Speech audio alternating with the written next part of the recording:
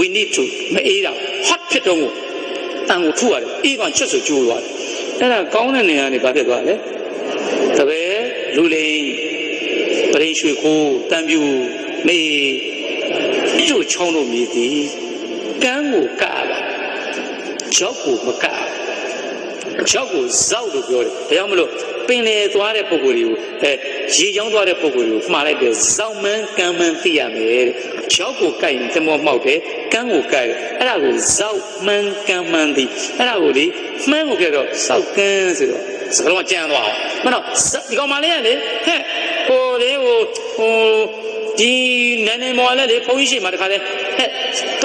အနေထားကိုမသိဘူးလို့ပြောတာဇောက်မှန်းကမ်းမှန်းမသိဘူးလို့ပြောတာအဲ့ဆိုအဲ့ဒါကိုကြောက်ကမ်းမလေးဆိုတော့စကားလုံးကကျန်လာတော့တမန်တော်ကတော့ယဉ်ကျေးတဲ့စကားလေးယဉ်ကျေးတဲ့စကားလေးကျန်သွားဒီတိုင်းမဲ့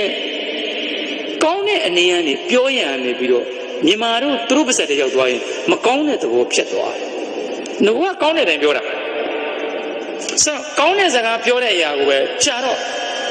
ပပဲတို့မြည်သည်တူငိန်တဲ့ခါကျရင်ပပဲလှအဲ့ဒါကိုပပဲသမားကတူငိန်ရတယ်ပပဲတူငိန်ပရိန်တော်တဲ့ပုဂ္ဂိုလ်ကရွှေလေးကိုခိုးပြီးလုပ်ပေးတတ်တယ်ဟိုဘုံဘုံကကတော့တပည့်တော်မလေးဒီနေ့လေးကိုပြေဖြိုးလိုက်လို့အလူရှိတယ်ပြဖြူကအဲ့ဒါလေးပတ်စံတော်လေးကိုဝင်းခံကြီးကရွှေကြသားကိုကတ်စီနေတယ်ဒီနည်းနည်းလေးရော့နေတော့အဲ့ဒါလေးကိုလေချလာပါတယ်ဆိုကိစ္စမျိုးတည်းမြန်မာလေးရဲ့ပြဖြူရဲ့နည်းဟိုနည်းဟို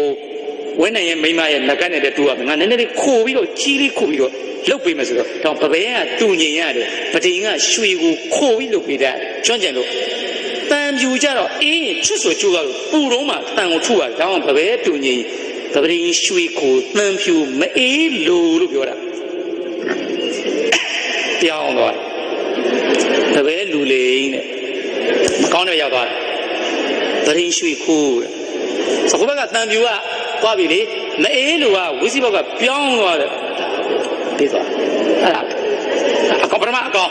တရှိလူကြီးတွေပဲဘယ်တူညီပရင်ရွှေကိုတန်ပြူမအေးလို့မအေးတာကို we need to မအေးတာ hot ဖြစ်တော့ကို